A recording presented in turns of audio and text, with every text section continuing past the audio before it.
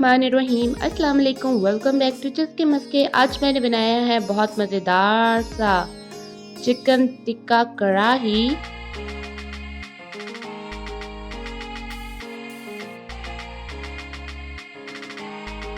बहुत ही easy recipe है, झटपट तैयार होने वाली और फ्यू इंग्रेडिएंट्स में मैं आपको इजीएस्ट वे में बनाना सिखाऊंगी। तो आप लोगों ने वीडियो एंड तक देखनी है और वीडियो अच्छी लगे तो अपने फ्रेंड्स के साथ शेयर करना बिल्कुल मत भूलिएगा और नीचे लाल सब्सक्राइब वाले बटन को ज़रूर प्रेस कीजिए ताकि मेरी लेटेस्ट वीडियो आप तक सबसे पहले पहुंचे।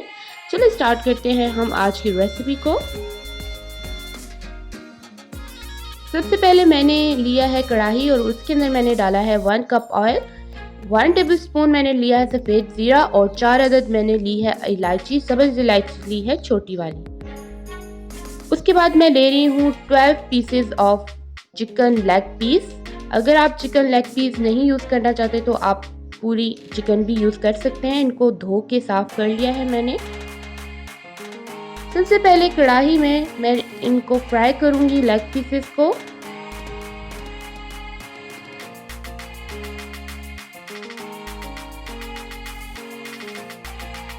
फ्लेम आपने मीडियम से हाई रखनी है और इसी फ्लेम के में आपने पकाना है और आपने उतनी देर तक पकाना है जब चिकन का कलर गोल्डन ब्राउन सा नहीं हो जाता।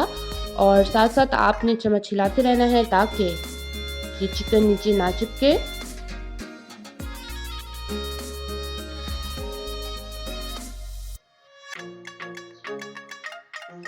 आप सेम प्रोसीजर जो है वो बीफ के साथ और मटन के साथ भी कर सकते हैं। मैं आपको बहुत ही सिंपल वे में बता रही हूँ बनाना और बहुत कम मसाला यूज़ करूँगी।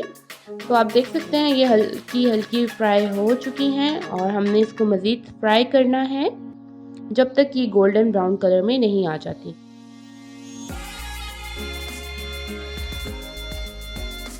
चलिए स्पाइसेस की तरफ चलते हैं।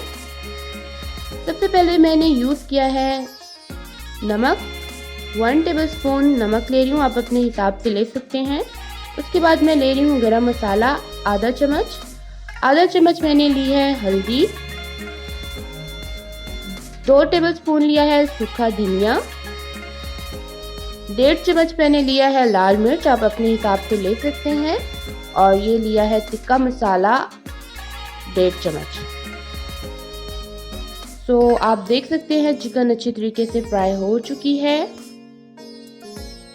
1-2 मिनट और मैं फ्राई करूंगी। 1-2 मिनट हो चुके हैं और ये बहुत अच्छी तरीके से प्रॉपरली गोल्डन कलर में आ गई है। हम अब इसको उतार लेंगे। तो सेम ऑयल है, उसके अंदर मैंने लिया है प्याज। 3 अदद मीडियम साइज के प्याज लिए हैं और इसको मैंने काट लिया था मोटे मोटे।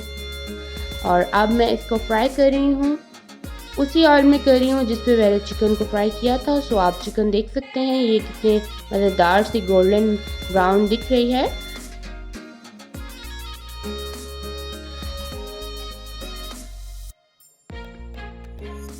ज़्यादा फ्राई नहीं करेंगे हम, प्याज को हल्का सी गोल्डन ब्राउन तक करेंगे।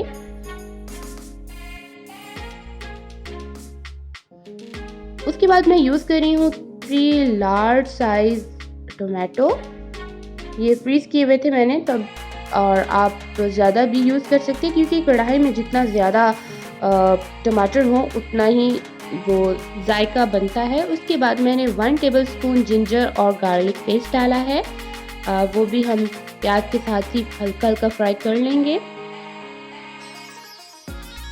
इसको फ्राई कर लेने के बाद साथ ही मैं इसमें ऐड कर रही हूँ 3 जो मैंने टमाटर काटे थे वो सारे मैंने इसमें ऐड कर दिए हैं। ये भी साथ में ही हम फ्राई कर देंगे।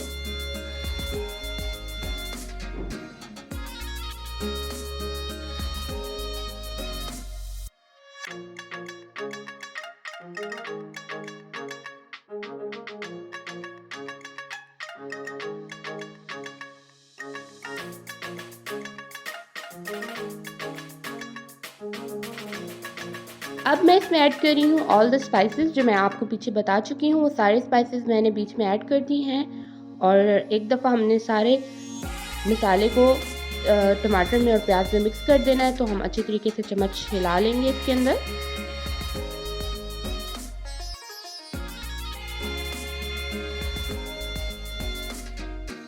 تو اس میں نے ایڈ کیا ہے تقریباً ½ کپ پانی، تاکہ یہ جو مسالہ ہے وہ اچھی طریقے سے مکس ہو جائے ایک دوسرے کے ساتھ. اور یہ سب کچھ ہم نے لو فلیم پر چھوڑ دینا ہے تقریباً 5 منٹ کے لیے. تو 5 منٹ کے بعد اب میں اس میں ڈال رہی ہوں 3 سے 4 چمچ دہی کے.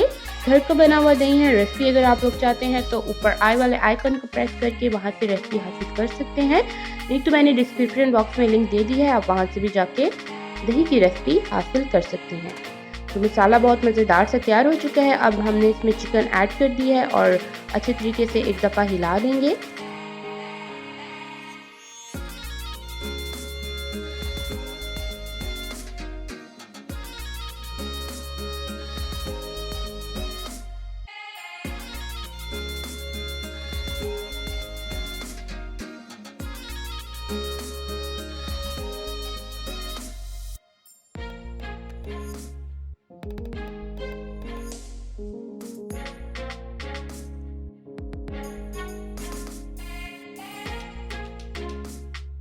اب میں اس میں 1 کپ پانی ڈال رہی ہوں، کیونکہ ہم نے اب اس کو لگانا ہے دم پر، تو دم میں یہ پک جائے گا اور جو پانی ہے وہ خشک ہو جائے گا.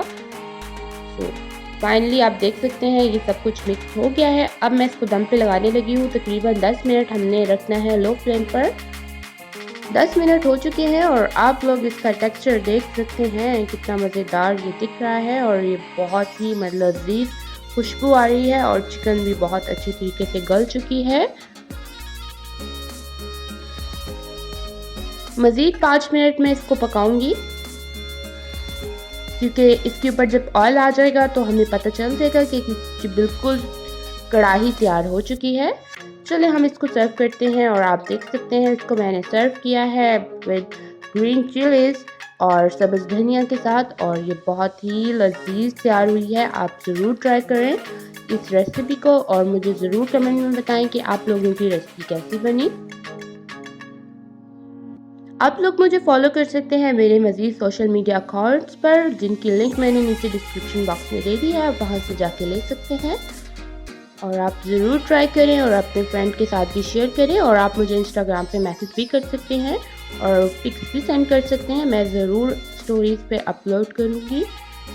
امید ہے کہ ریسپی آپ لوگوں کو بہت پسند آئی ہوگی. ضرور ٹرائی کریں. Thank you so much for watching. دعاؤں میں یاد رکھیے. اللہ حافظ.